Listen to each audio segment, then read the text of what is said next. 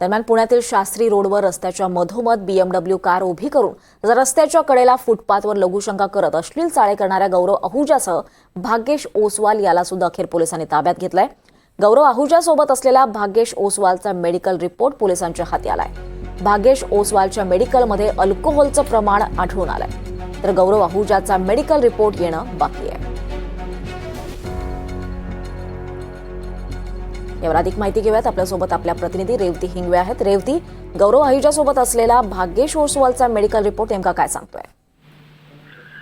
नक्कीच दीपाली, आपल्याला जसं माहिती आहे की काल सकाळी 7:30च्या सुमारास जे दोन तरुण येरोडाच्या शास्त्रीनगर चौकामध्ये त्यांनी एक अश्लील कृत्य केलं होतं, तर तेव्हा तो व्हिडिओ व्हायरल झाला होता आणि त्यानंतर त्या दोघांना काल रात्री पोलिसांनी अटक देखील केलेली आहे आणि आज सकाळच्या सुमारास ससून रुग्णालयात त्यांची वैद्यकीय चाचणी देखील झालेली आहे आणि त्याचाच अहवाल म्हणजे जो भाग्येश ओसवाल जो गाडीच्या बाजूला बसलेला आहे दुसऱ्या सीटवरती आणि त्याच्या हातामध्ये बिअरची बॉटल देखील त्या व्हिडिओमधनं आपल्याला दिसली, तर आज त्याचा वैद्यकीय चाचणी झाल्यानंतरचा जो अहवाल आहे त्या अहवालात असा आलेला आहे की त्याच्यात अल्कोहोलचं प्रमाण देखील आढळून आलेलं आहे आणि जसं आपण जर तो व्हिडिओ नीट बघितला तर त्या व्हिडिओमध्ये देखील आपल्याला दिसते की प्रत्यक्षदर्शी जो व्यक्ती होता त्यांनी देखील हे सांगितलं की ते मद्यधुंद अवस्थेत होते।